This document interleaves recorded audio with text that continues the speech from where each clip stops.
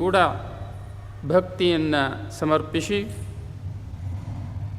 ಯಾವತ್ತೂ ವಚನಕಾರರಾಗಿರತಕ್ಕಂಥ ಸಂಕ್ರಪ್ಪ ಮಡ್ಡಿಯವರೇ, ತಬಲಾ ಸಾತಿ ಮಹಾಂತೇಶ್ ಬಳ್ಳಾರಿಯವರೇ, 8ನೇ ದಿವಸದಲ್ಲಿ ಸಾಗಿ ಬರುತ್ತಿರತಕ್ಕಂಥ ಫಲಹಾರೇಶ್ವರ ಶಿವಯೋಗಿಗಳ ಚರಿತ್ರೆಯನ್ನು ಆಲಿಸಲಿಕ್ಕೆ ಇರುವ ಎಲ್ಲ ಶರಣೀಯರ ಅಂತರಾತ್ಮಕ್ಕೆ ಶರಣಾರ್ಥಿಗಳು.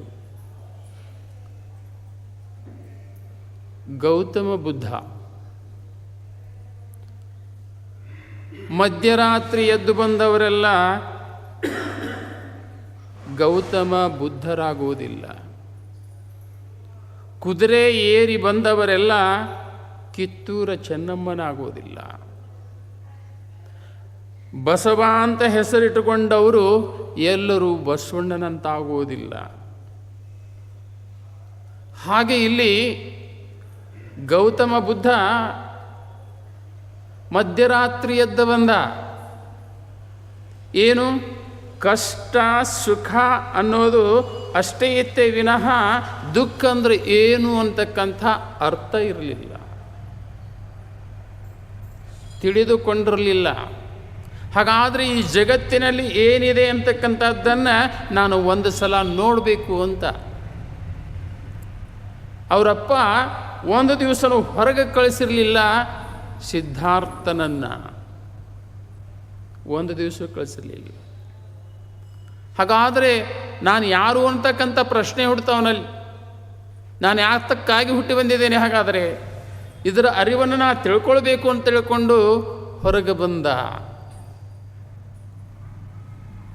ಅರಮನೆಯನ್ನು ಬಿಟ್ಟು ಹೊರಗೆ ಬಂದಾಗ ಒಂದು ಶವಯಾತ್ರೆ ನಡೆದಿತ್ತು. ಅದನ್ನು ನೋಡಿದಾಗ ಜನರೆಲ್ಲರೂ, ಅವನ ಸಂಬಂಧಿಕರೆಲ್ಲರೂ ಅಳಲಿಕ್ಕೆ ಹತ್ತಿದಾಗ ಇವರು ಯಾಕೆ ಅಳ್ತಾರೆ, ಹಾಗಾದರೆ ಎದರ ಸಲುವಾಗಿ ಅಳ್ತಾರೆ ಅಂತ ವಿಚಾರ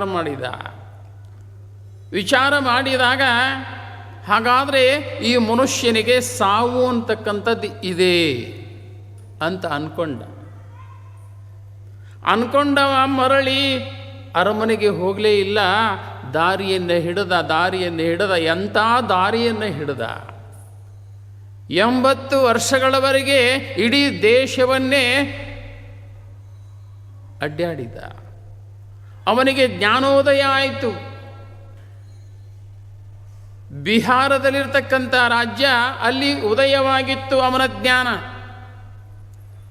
ಅದಕ್ಕೆ ಮೊದಲಿಗೆ ಏನಂತಿದ್ರಪ್ಪ ಅಂತಂತಂದರೆ ವಿಹಾರ. ಈಗೇನು ಬಿಹಾರ ರಾಜ್ಯ ಇದೆಲ್ಲ, ಅದಕ್ಕೆ ವಿಹಾರ ಅಂತ ಕರಿತಿದ್ರು. ಎಂಥ ವಿಹಾರ? ಗೌತಮ ಬುದ್ಧನು ನಡೆದಾಡತಕ್ಕಂಥ ವಿಹಾರ. ಎಷ್ಟು ವರ್ಷ ಅಡ್ಡಾಡಿದ್ನಪ್ಪ ಅಂತಂತಂದರೆ, ಧರ್ಮ ಬೋಧನೆಯನ್ನು ಮಾಡುತ್ತಾ ಶಿಷ್ಯರ ಜೊತೆಗೂಡಿಕೊಂಡು ಇಡೀ ಜಗತ್ತನ್ನೇ ಸುತ್ತಾಡಿ ಬಂದ. ಇನ್ನೇನು ಬಂದು ಒಂದು ಕಟ್ಟಿಯ ಮೇಲೆ ವಿಶ್ರಾಂತಿ. 80 ವರ್ಷ ಆಗ್ಯದ. ನಾನಿನ್ನು ಉಳಿಯುವುದಿಲ್ಲ. ಶೈಶಾವಸ್ಥೆಯೊಳಗೆ ಬಂದಾನ. ಶೈಶಾವಸ್ಥೆಗೆ ಬಂದಾಗ ಒಬ್ಬ ಶ್ರೀಮಂತ ವ್ಯಕ್ತಿ ಓಡುತ್ತಾ ಬರ್ತಾನೆ. ಶೈಶಾವಸ್ಥೆಯಲ್ಲಿ ಇದ್ದಾಗ ಗೌತಮ ಬುದ್ಧ ಒಂದು ಕಟ್ಟೆಯ ಮೇಲೆ ಏನೂ ಇಲ್ಲ, ಒಂದೇ ಒಂದು ಬಟ್ಟೆ. ಆ ಬಟ್ಟೆಯನ್ನು ಹೊತ್ತುಕೊಂಡು ಕಟ್ಟೆಯ ಮೇಲೆ ಮಲಗಿದ್ದ. ಅವನ ಶಿಷ್ಯರೆಲ್ಲರೂ ಸುತ್ತಗೂಡಿ ನಿಂತಿದ್ದರು. ಒಬ್ಬ ಶ್ರೀಮಂತ ಓಡಿ ಬಂದ. ಓಡಿ ಬಂದಾಗ ನಾವು ಬಿಡುದಿಲ್ಲ, ದಾರಿ ಬಿಡ್ರಪ್ಪ ಅಂತಂತಂದು. ನಾನು ಗೌತಮ ಬುದ್ಧನನ್ನು ಕಾಣಬೇಕು, ಆದ್ದರಿಂದ ನನಗೆ ದಾರಿ ಬಿಡ್ರಿ ಅಂತ ಸರಿಸಿ ಆ ಗೌತಮ ಬುದ್ಧನ ಮುಂದೆ ನಿಂತುಕೊಂಡು ಕೇಳ್ತಾನೆ, ನನಗೆ ನಾನು ಬುದ್ಧನಾಗಬೇಕು ಅಂದವ. ನಾನು ನಿನ್ನ ಹಾಗೆ ಬುದ್ಧ ಆಗಬೇಕು, ಹಾಗಾದರೆ ನನಗೆ ಒಂದಿಷ್ಟು ಉಪದೇಶ ಮಾಡು ಅಂತ. ಒಂದಿಷ್ಟು ಉಪದೇಶ ಮಾಡು, ಒಂದಿಷ್ಟು ಉಪದೇಶ ಮಾಡು ಅಂತ ಹೇಳಿದಾಗ ಗೌತಮ ಬುದ್ಧ ನಗಲಿಕ್ಕೆ ಹತ್ತಿದಾಗ ನಾನು